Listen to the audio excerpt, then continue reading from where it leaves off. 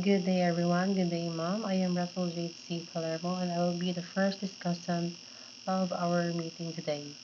So, before we delve into the questions given by Mom Batan, let us first tackle what is a session plan.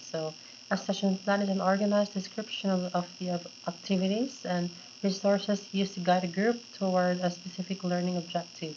It is a tool used by educators and trainers to structure the learning pathway, ensuring the delivery of desired learning outcomes in an effective and organized manner. So, what does session plan serve for?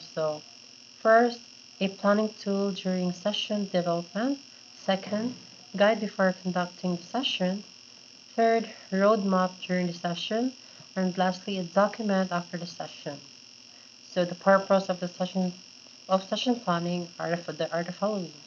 So first, structure the session, organize its contents or materials, determine method of its delivery, evaluate its application or effectiveness, prevent from deviation and save time, clarifies roles of trainers and learners, then acts as a resource checklist.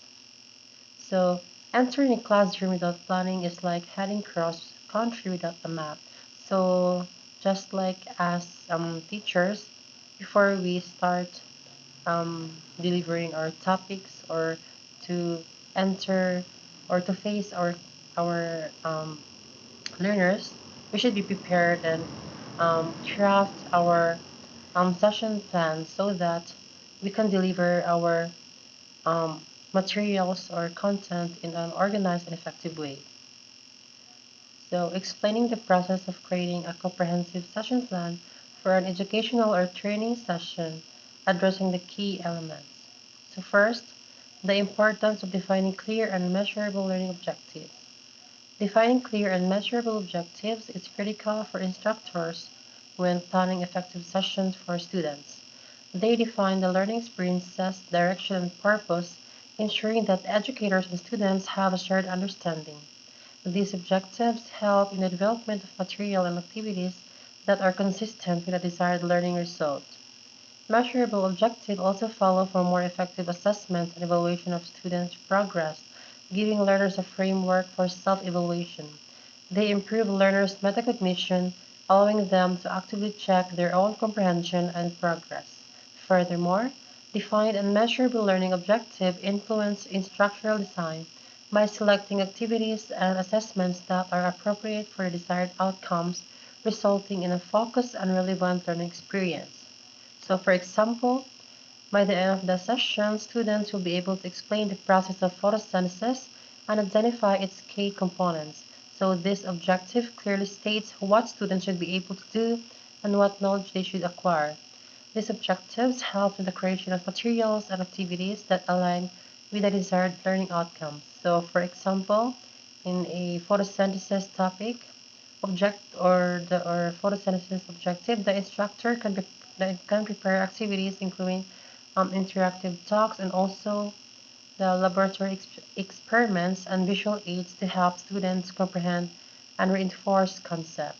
So for us teachers, we should clearly state or craft an objective that will state rather the for example the objective should be able to let the students know or um, meet what they need.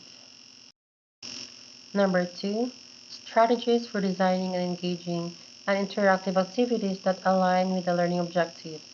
Designing, engaging, and interactive activities that correspond to the learning objective is essential for good session planning because it improves the learning experience, encourages active participation, and ensures that educational goals are accomplished.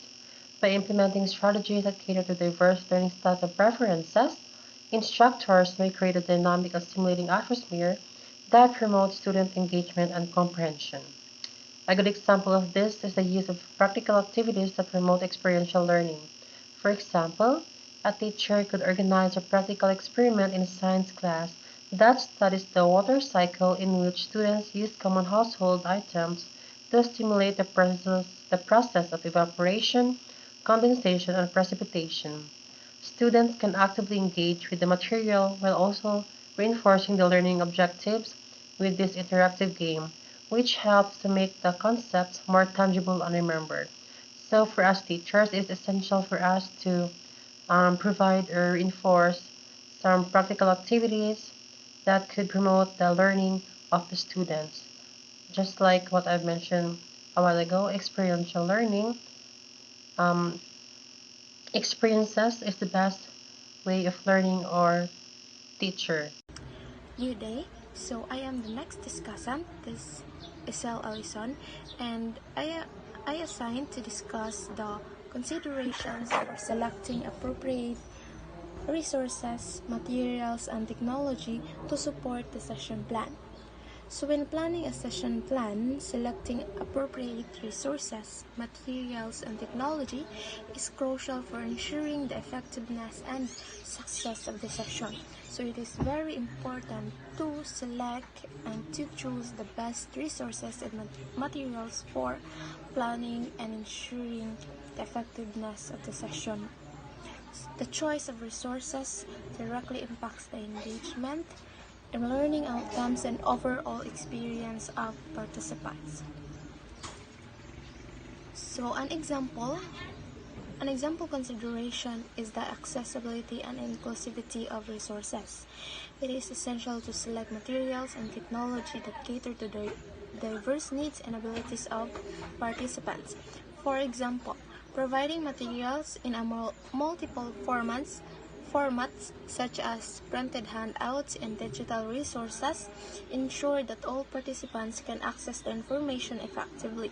Additionally, using technology that supports different learning styles such as interactive tools or assistive devices can accommodate individual preferences and enhance the learning experience for everyone. So that is the example of consideration for selecting appropriate resources and materials, technology to support the session plan. So the next process is the significance of sequencing activities and managing timing to ensure a smooth flow of the session. Sequencing activities is the process of determining and documenting the order in which tasks or assignments must be done. Sequencing activities help you make the most of your resources by identifying and prioritizing key tasks. For example, in a classroom, a teacher may begin with a warm-up activity, then proceed to a lecture, a group activity, and a finally wrap-up discussion. Each of these exercises is sequenced to enhance learning and engagement. Managing time is also important. This refers to giving each activity amount of time so that all planned activities can be performed within the session time frame. It also requires flexibility and adaptability to the development that may disrupt the schedule. Consider a project in which a new software application is being developed. The project manager must sequence the tasks in a logical order so as completing software design before beginning coding. The project manager must also coordinate the timing of the task to guarantee that the project is completed on time. So number 5, the role of assessment methods in evaluating learner comprehension and achievements of learning objectives. So assessment methods play an essential role in determining learner comprehension and achievement of learning objective in a session plan. So using a variety of assessment methods such as quizzes, interviews, reflective writing, vocal responses, and presentations, educators can successfully measure students' progress and adjust instructions to meet specific needs.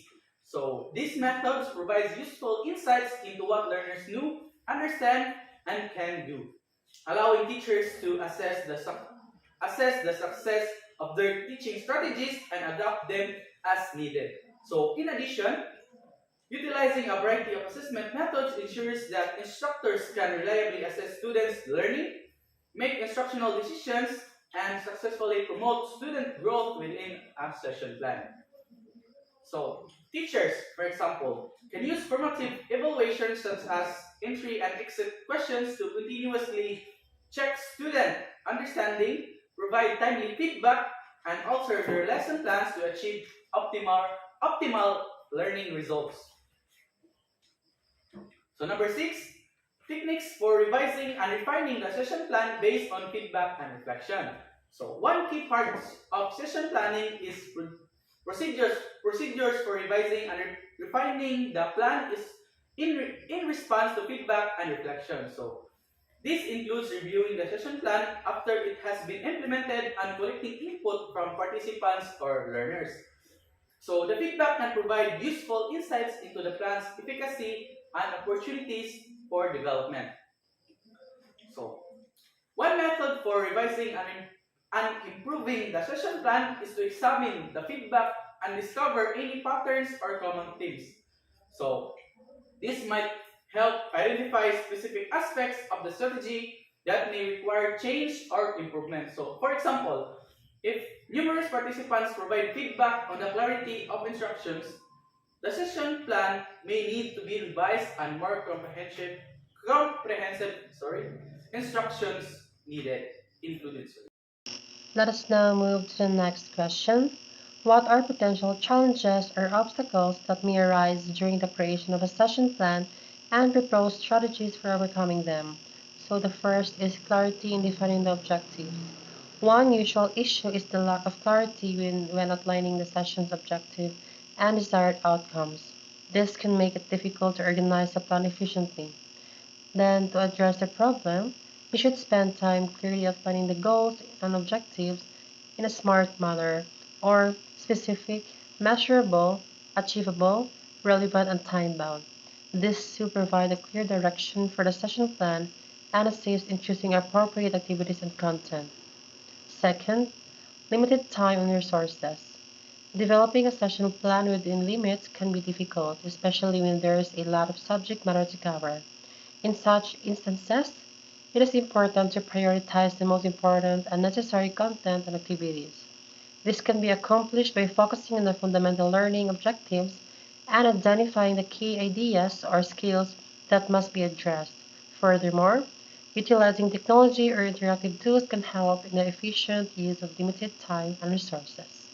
Okay, so the third potential challenges is engagement and participation of the learners. It can be challenging to develop a session strategy that keeps participants actively engaged throughout the session. To overcome this obstacle, interactive and participatory activities that promote engagement and collaboration must be implemented. This may include discussions, hands-on exercises, case studies, or role-playing. Additionally, providing clear directions, having clear goals, and creating a good inclusive learning atmosphere can help to increase participating involvement. The next is flexibility. Unexpected events or disruptions may occur during the session, such as technical problems and in participant dynamics. So, we, as a future teachers, we need to be flexible for any disruptions that may occur during our session.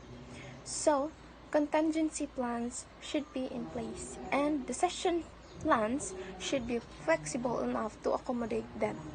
This can include having alternate activities or approaches prepared, being open to participant needs and comments, and being prepared to make on-the-spot changes. Reflect on the impact of effective session planning on the overall success of educational or training activities. So, effective session planning is critical to success of educational and training efforts. So, a well thought out session plan ensures that learning objectives are clearly specified, information is logically structured, and activities are engaging and consistent with the desired outcomes. So, these levels of planning not only improves the learning experience for participants, but also increase the educational or training program's effectiveness. So, it encourage active engagement, enhance knowledge retention, and provides a good and conducive learning atmosphere. So, lastly, good decision plan, good decision planning establishes the foundation for successful educational or training activities by ensuring that goals are accomplished, participants are engaged, and learning outcomes are obtained. And that's all. Thank you.